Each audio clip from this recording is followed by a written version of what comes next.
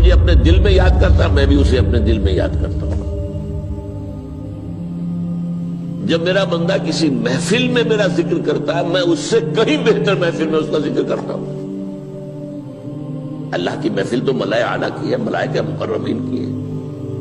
بہرحال اللہ کو تم اپنے دل میں مستحضر رکھو، اللہ تعالیٰ تمہیں بھی یاد رکھے گا۔ دوبارہ فرمایا احفظ اللہ تجدہ امامک تجاہک، اللہ کو یاد رکھو تو اپنے سامنے موجود پاؤ گے، جب چاہو دعا کرو تو احفظ اللہ تجدہ امامک یا تجاہک، اپنے سامنے موجود پاؤ گے۔ اذا سألت فاسأل اللہ، اب آ گیا وہ مرکزی مضمون۔ دیکھو جب مانگو اللہ سے مانگو، غیر اللہ کے سامنے ہاتھ دراز کرو ہی مت۔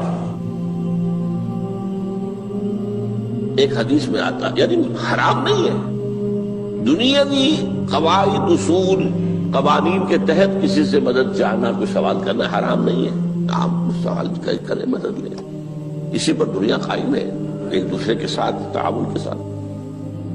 لیکن اونچا مقام کیا ہے؟ کسی سے سوال مت کرو سوائے اللہ، یہاں تک کہ جوتے باندھنے کا تسمہ تمہیں درکار ہے تو بھی کسی سے مت مانگو، اللہ سے مانگو۔ کیا پتہ اللہ کس کے دل میں ڈال دے اور وہ آ کے تمہیں تسمہ پیش کر دے۔ ہوتا ہے ایسا، بسا اوقات ہوتا ہے۔ جو اللہ کے ساتھ لو لگا کر رکھنے والے ہیں ان کے تو ایسے واقعات ہوتے ہیں کہ دل میں ایک بات آئی اور اس کے بعد وہی بات جو ہے وہ کوئی شخص آ گیا اور اس نے وہ بات پوری کر دی۔ کیونکہ لوگوں کے دل جو ہے وہ تو اللہ کے دو انگلیوں کے مابین جو چاہتا پھر دیتا ہے۔ کیا پتہ اللہ کسی فرشتے کو انسانی شکل میں بھیج دے، آتا ہے فرشتہ، آتا ہے انسانی شکل میں، آتا ہے آپ کی تکلیف کو رفع کر دے، آپ کی ضرورت کو پورا کر دے، اسی سے مانگو، کسی اور سے مانگو۔ یہ ہے توحید کا لب لباب۔ یوں سمجھیے اسلام کی جڑ کیا ہے؟ ایمان۔ اسلام کا جو خارجی نظام عمل ہے، انفرادی اعمال ہو، اجتماعی ہو، ان سب کی روح رواں کیا ہے؟ ایمان۔ ٹھیک، ایک بات ہو گئی۔ ایمان کا خلاصہ لب لباب کیا ہے؟ ایمان باللہ۔ جیسے ایمان بالآخرہ بھی ہے، ایمان بالملائکہ ہے، ایمان بالانبیاء ہے، ایمان بالرسل ہے، ایمان بالکتب ہے، ایمان بالقلب ہے، لیکن اصل ایمان، اسی لیے ایمان مجمل میں آپ کو معلوم ہے کسی اور چیز کا ذکر نہیں۔ آمنت باللہ کما ہوا باسمائہ وصفاتہ وقبلت جمیع احکامہ اقرار باللسان وتصدیق بالقلب، یہ ایمان مجمل ہے۔ اجمالی طور پر ایمان اس کا نام ہے، ہاں مفصل تفصیلی طور پر آمنت باللہ وملائکتہ وکتبہ ورسلہ والیوم الآخر والقدر خیرہ وشرہ من اللہ تعالی۔ تو اسلام کی جڑ ایمان، اور اسلام کا سارا جو نظام عمل ہے، چاہے انفرادی اعمال ہو چاہے اجتماعی، ان سب کی روح رواں ایمان، اور ایمان کا خلاصہ ایمان باللہ۔ اور ایمان باللہ کا اصل حاصل وہ ہے جو اس حدیث میں آ رہا، اس کے دو ہیں تقاضے، عبادت صرف اسی کی، استعانت صرف اسی سے۔ اس لیے میں نے سورہ فاتحہ کا تذکرہ شروع میں کیا، یہ عبادت کا جوہر ہے، عبادت کا جو ہے یہ ایمان کا حاصل، عبادت صرف اس کی ہے اور استعانت صرف اس سے۔ استعانت ہی میں سوال بھی آ گیا، یہ بھی مدد ہے، آپ کسی سے کچھ مدد مالی چاہ رہے ہیں یا کوئی اور مدد چاہتے ہیں، کسی کام میں مدد چاہتے ہیں، جیسے میں نے کہا تھا کہ سفارش کرانا چاہتے ہیں، یہ بھی مدد ہے۔ وَإِذَا اسْتَعَنْتَ فَاسْتَعِنْ بِاللَّهِ، اور جب مدد مانگو صرف اللہ سے مانگو۔ اور وہ سارے الفاظ یاد کر لیے، استدعاء، استعانت، استغاثہ، یہ جو غوث اعظم سے استغاثہ کیا جاتا ہے تو شرک ہے۔ استغاثہ اللہ سے، دعائی اللہ کی، اس اعتبار سے استمداد، استعانت، استدعاء، استغاثہ، یہ سب اللہ سے، صرف اللہ سے۔ عبادت صرف اللہ، ایاک نعبد، اور استعانت صرف اللہ سے۔ مانگو صرف اللہ سے، جب مدد طلب کرو صرف اللہ سے، اور جان لو اگر تمام لوگ جمع ہو کر تمہیں کوئی فائدہ پہنچاؤں گے نہیں پہنچا سکتے، الا بشیء قد كتب اللہ لک وان اجتمعوا على ان يضروك بشیء لم يضروك الا بشیء قد كتب اللہ علیک، اگر سب مل کر چاہے تمہیں کوئی نقصان پہنچا دے نہیں پہنچا سکتے مگر وہی کچھ جو اللہ نے تمہارے لیے لکھ دیا۔ اب بتائیے خوف کی جڑ کٹ جائے گی کہ نہیں؟ یہ جو ایمان جو ہے یہ خوف اور حزن دونوں سے نجات دلانے والی بات ہے۔ جو حقیقی مومن ہے وہ اللہ کا ولی ہے، حقیقی مومن وہ اللہ کا ولی ہے، اور الا ان اولیاء اللہ لا خوف علیہم ولا هم يحزنون۔ یہ اولیاء اللہ کو علیحدہ مخلوق نہیں ہے، کوئی ان کے سر پہ سینگ نہیں ہوتے، انسان ہی ہوتے ہیں، لیکن حقیقی معنی میں مومن ان اعتبارات سے جو آج ہم پڑھ رہے ہیں ایمان اس درجے کا پہنچ گیا تو اللہ کا ولی ہے۔ ان لوگوں کے لیے خوف کس بات کا ہوگا؟ کس سے خوف کروں؟ اس کے ہاتھ میں کچھ ہے ہی نہیں، اور اگر کچھ اللہ نے میرے لیے لکھ دیا وہ آ کر رہے گا، چاہے میں لاکھ گڑ گڑاؤں اس کے سامنے کہ مجھے چھوڑ دے، اگر اللہ نے لکھا وہ آیا وہ تو آئے گا، تو کاہے کو اس کے سامنے گڑ گڑانا، کاہے کو جبسائی کرنا اس کے سامنے، اور کسی کے ہاتھ میں کچھ ہے ہی نہیں، میرا خیر ہے ہی نہیں، کاہے کو خوشامد کرو اس کی۔ اور سنیے، رفعت الاقلام، دیکھو نوجوان، قلمیں اٹھا لی گئی ہیں، وجفت الصحف، اور جو رجسٹر ہیں صحیفے ان کی سیاہی خشک ہو چکی ہے۔ یہ ہے وہ اللہ کا علم، اس میں ہر شے لکھ دی گئی ہے، اس کی قلم اٹھا لیے گئے۔ جیسے آپ کو معلوم ہے امتحان ہوتا تھا، 3 گھنٹے ختم ہو گئے، اسٹاپ رائٹنگ، بس اب قلم رک جانا چاہیے۔ وہ قلم تو تقدیر کا کاتب جو ہے وہ قلم اس کا اب اٹھا لیا گیا، اور جو صحیفے جن پر یہ لکھا گیا وہ خشک بھی ہو گئے۔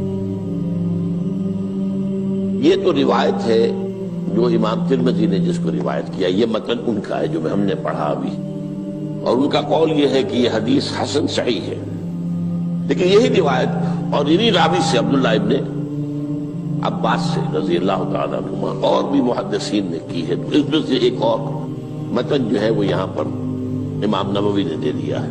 احفظ اللہ تجدہ امامک، یہ تو پہلا وہ ٹکڑا تھا، وقت تو جاہک تھا، یہاں امامک ہے، امام مطلب ایک ہی ہے، اپنے سامنے پاؤ گے۔ اللہ کی حفاظت کرو، اللہ کو دل میں، اللہ کی یاد کو محفوظ رکھو، گویا کہ اللہ کو مستحضر رکھو۔ ذکر اللہ کے معنی کیا ہے؟ استحضار اللہ فی القلب، یہ ذکر اللہ ہے۔ جنہیں ہم ذکر سمجھ بیٹھے ہیں وہ ذکر کے ذریعے ہے۔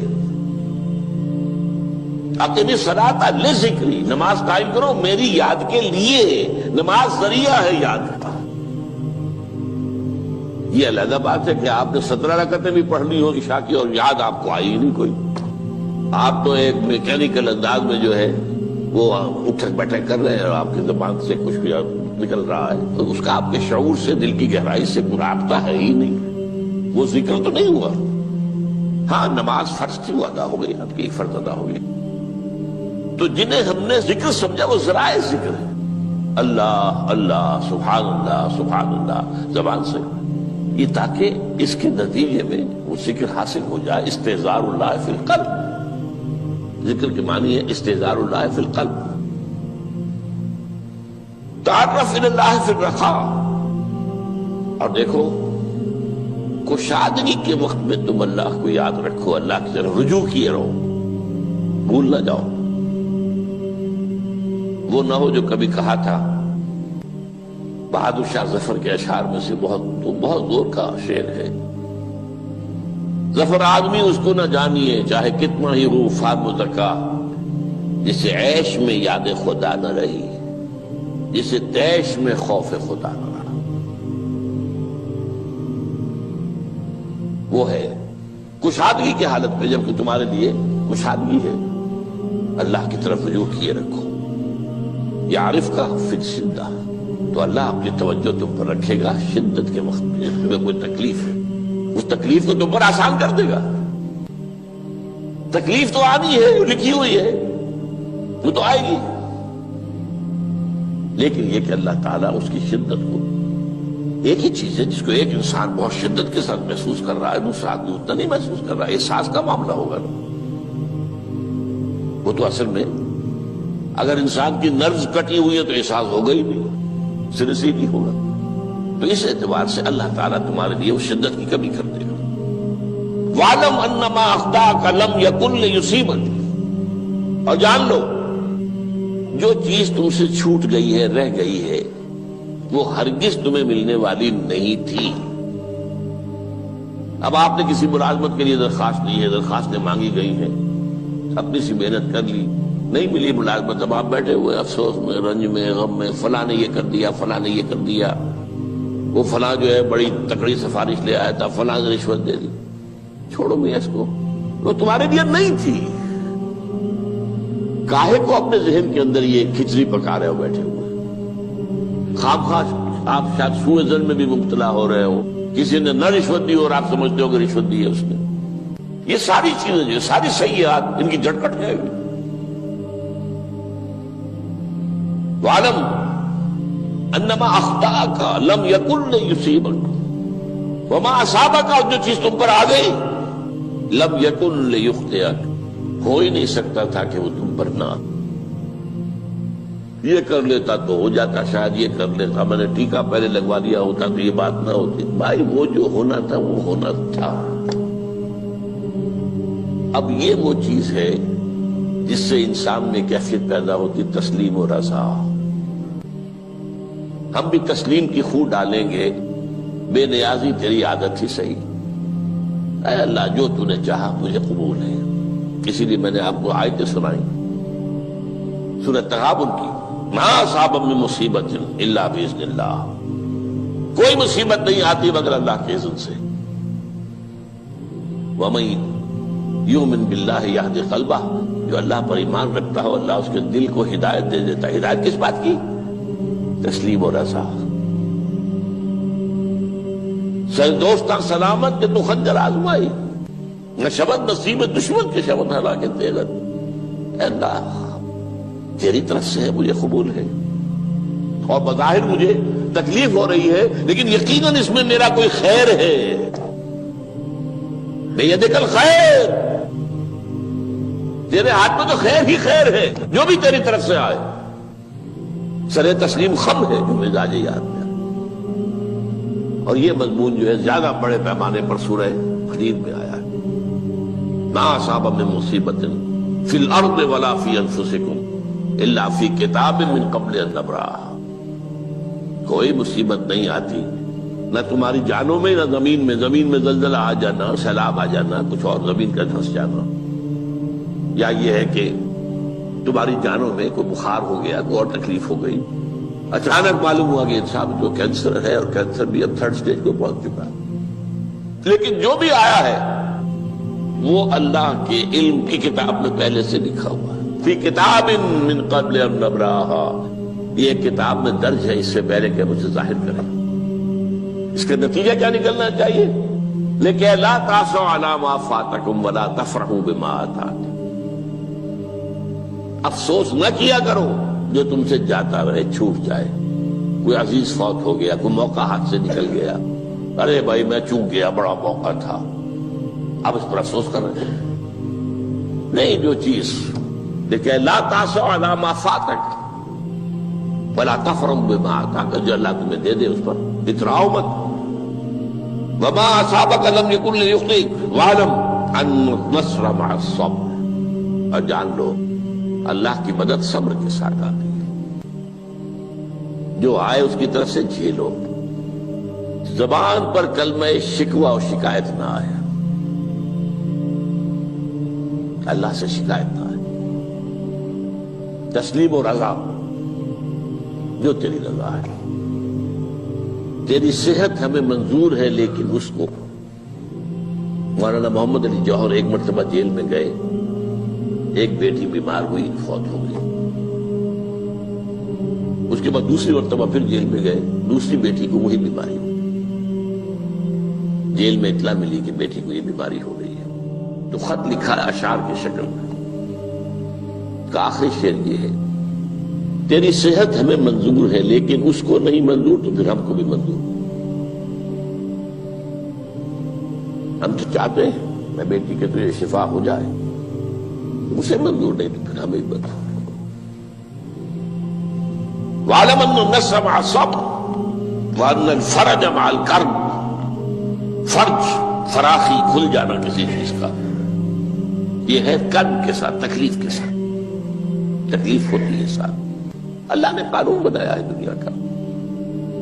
اب آپ اندازہ کیجئے بچے کی ولادت میں ماں کو کتنی تکلیف اٹھانی پڑتی ہے۔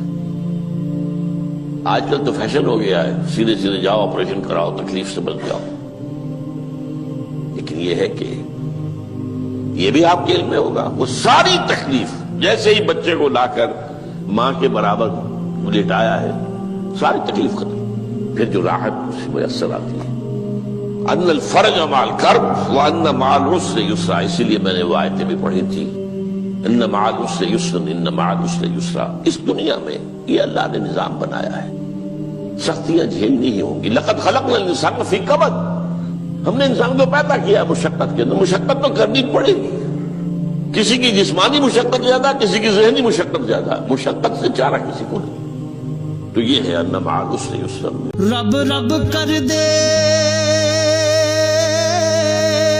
بڈھے ہو گئے اتے ملا پنڈت سارے، رب دا کھوج کھرا نہ لبا اتے نہ کیتے بئی نظارے۔